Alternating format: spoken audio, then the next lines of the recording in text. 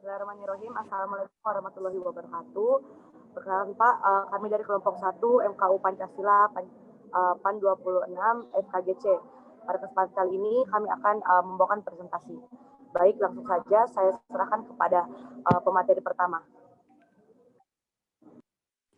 Terima kasih atas kesempatan yang telah diberikan. Pertama-tama, saya akan menjelaskan tentang realitas ekonomi bangsa Indonesia. Nah, ekonomi Indonesia pada masa rezim Orde Baru lebih dikenal dengan nama ekonomi Pancasila. Namun karena ekonomi Pancasila itu lekat hubungannya dengan Orde Baru, sehingga pasca masa reformasi pada pakar lebih dengan menyebutnya sebagai ekonomi kerakyatan. Namun dalam perjalanannya, ekonomi kerakyatan tidak pernah berjalan sebagaimana mestinya sesuai dengan apa yang dicita-citakan oleh Pancasila.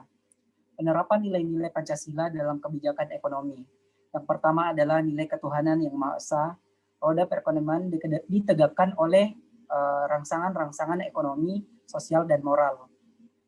Asas ketuhanan yang Maha Esa kiranya jelas merupakan dasar moral dari perilaku ekonomi manusia Indonesia. Meskipun bahwa kesediaan pengandalian diri, sikap tanggung rasa, dan semangat kekeluargaan dari manusia Indonesia termasuk para pengusaha dan orang-orang kaya, semuanya serba berkecukupan.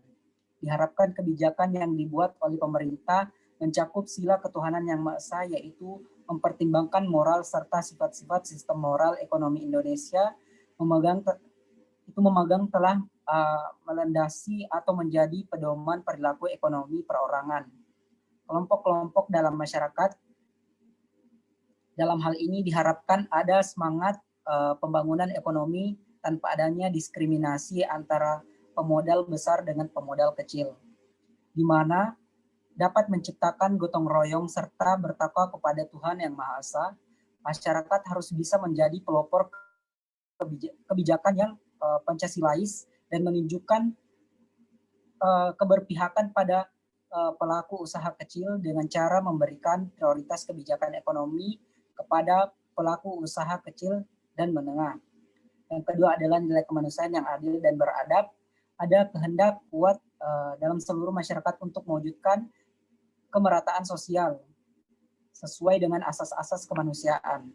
Semangat kekeluargaan, mencintai, tenggang rasa bila sudah menderita pada seluruh masyarakat akan menjelma menjadi semangat solidaritas sosial menuju kemerdekaan sosial. Inilah manifestasi dari sila kedua, yaitu kemanusiaan yang adil dan beradab. Berdasarkan pengalaman, semangat solidaritas akan menebal dalam keadaan susah dan prihatin, dan sebaliknya cenderung menipis pada keadaan serba kemakmuran. Tetapi dalam hal ini pun banyak perkecualian, karena adanya kecenderungan kuat perkembangan rasa sosial dan peningkatan kegiatan kemanusiaan pada saat seorang mencapai sukses. Dalam bidang usaha, sifat-sifat kedermawanan ini memang selalu terlihat berkembang bila orang menjadi semakin kaya. Nah, maka dari itu diharapkan ketika kemajuan perekonomian dari Indonesia, masyarakat masih memegang teguh nilai kedua Pancasila. Yang ketiga adalah persatuan Indonesia. Prioritas kebijakan ekonomi adalah penciptaan perekonomian nasional yang tangguh. Ini berarti nasionalisme menjiwai setiap kebijakan ekonomi. Semangat nasionalisme di bidang ekonomi selalu menjiwai bangsa Indonesia. Apabila terlihat menurut semangat ini disebabkan oleh unsur-unsur keterpaksaan karena semakin ketatnya persaingan internasional. Kita harus bisa menganalisis setiap kasus kebijakan ekonomi yang hendak diambil oleh pemerintah, apakah akan menyambung atau tidak pada peningkatan ketangguhan atau ketahanan ekonomi nasional. Misalnya secara spesifik, setiap utang baru atau kerjasama ekonomi dengan negara lain bisa menyumbang atau malah sebaliknya mengancam ketangguhan dan ketahanan ekonomi nasional. Satu keberhasilan kebijakan dapat dilihat melalui tanggapan masyarakat menanggapi pelaksanaan setelah terlebih dahulu memprediksikan pengaruh yang akan terjadi jika suatu kebijakan akan dilaksanakan. juga tanggapan masyarakat setelah dampak kebijakan ketika kebijakan tersebut sudah diberlakukan oleh pemerintah. Mungkin itu dari saya kembalikan ke moderator. Baik, saya akan langsung melanjutkan. Jadi, penerapan nilai-nilai kebijakan Pancasila dalam kebijakan ekonomi yang keempat itu kerakyatan yang dipimpin oleh hikmat, kebijaksanaan dalam permusyawaratan atau perwakilan, di mana koperasi merupakan sokoguru perekonomian dan merupakan bentuk paling konkret dari usaha bersama. Dalam melaksanakan sistem ekonomi usaha bersama berdasar asas kekeluargaan, kita mengenal 3 pelaku utamanya, yaitu koperasi, usaha negara, dan usaha swasta. Koperasi sebagai organisasi ekonomi yang berwatak sosial merupakan organisasi atau perkumpulan orang, bukan perkumpulan modal yang dibentuk oleh para anggotanya untuk melayani kepentingan mereka, yaitu membantu memperjuangkan kepentingan mereka, khususnya dalam upaya meningkatkan kesejahteraannya. Ini berarti misi dari koperasi adalah pelayanan sebaik-baiknya dan semaksimal mungkin kepada anggota, maka ukuran paling mendasar untuk menilai berhasil tidaknya koperasi adalah manfaat pelayanan kepada anggota. Yang terakhir yaitu keadilan sosial bagi seluruh rakyat Indonesia, di mana adanya imbangan yang jelas dan tegas antara perencanaan di tingkat nasional dengan desentralisasi dalam pelaksanaan kebijaksanaan ekonomi untuk mencapai keadilan ekonomi dan keadilan sosial, di mana keadilan sosial atau social justice merupakan masalah yang sudah lama menjadi perhatian para pemikir khususnya filosof, di mana secara singkat, masyarakat adil dan makmur yang dituju adalah masyarakat adil makmur berdasarkan Pancasila, yaitu masyarakat idaman yang secara lengkap dan utuh didasarkan pada kelima sila dalam Pancasila, dan muaranya pada sila yang kelima, yaitu mewujudkan keadilan sosial bagi seluruh rakyat Indonesia. Keadilan sosial bagi seluruh rakyat Indonesia diwujudkan melalui realisasi prinsip keadilan dalam tiap-tiap aspek keadilan, yaitu hukum, ekonomi politik, sosial budaya, dan moral yang semuanya berkaitan erat.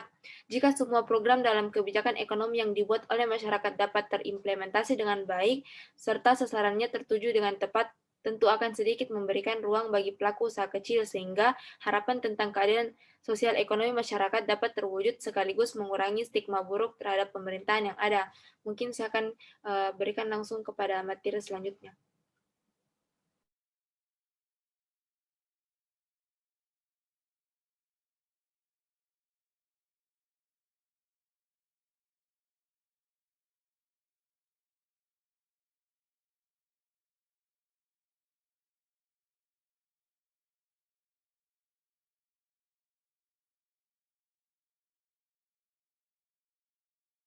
Baik, terima kasih atas kesempatannya. Slide-nya mungkin bisa dipindahkan. Next.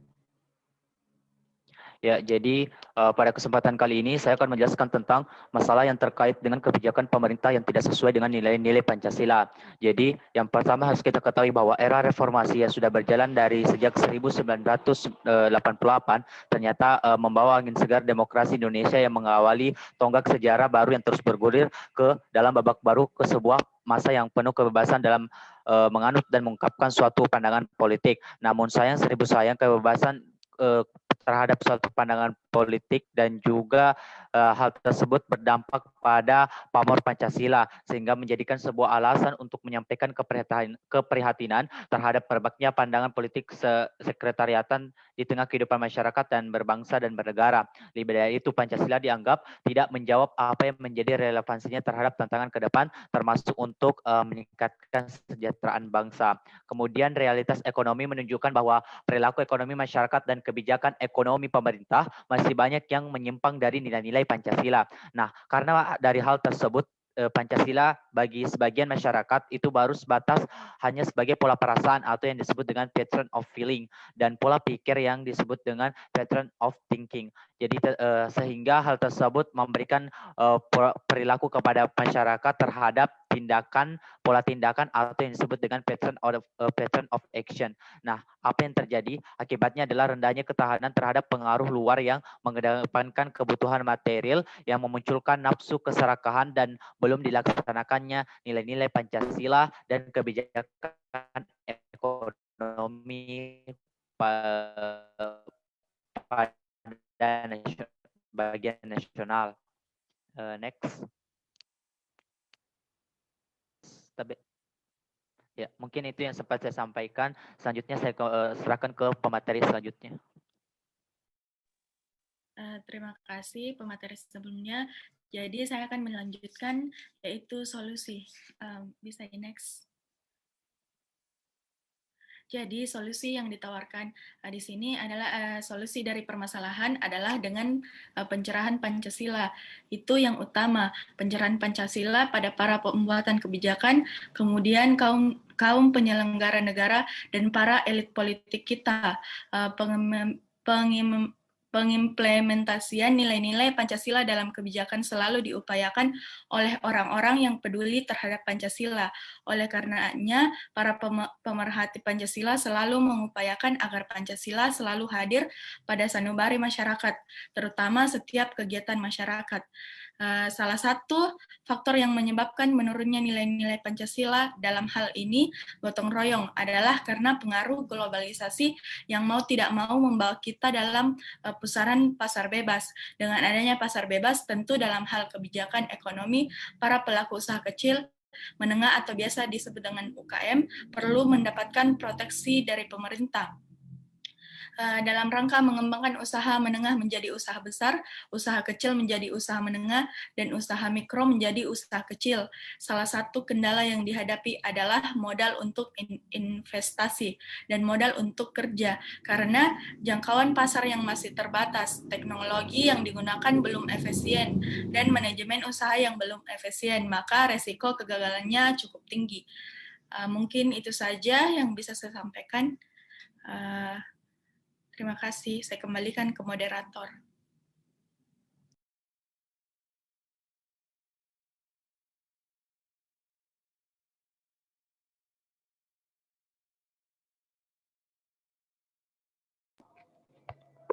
Baik, terima kasih atas penjelasannya teman-teman. Semoga ilmunya dapat bermanfaat. Wabillahi taufiq wal hidayah. Wassalamualaikum warahmatullahi wabarakatuh.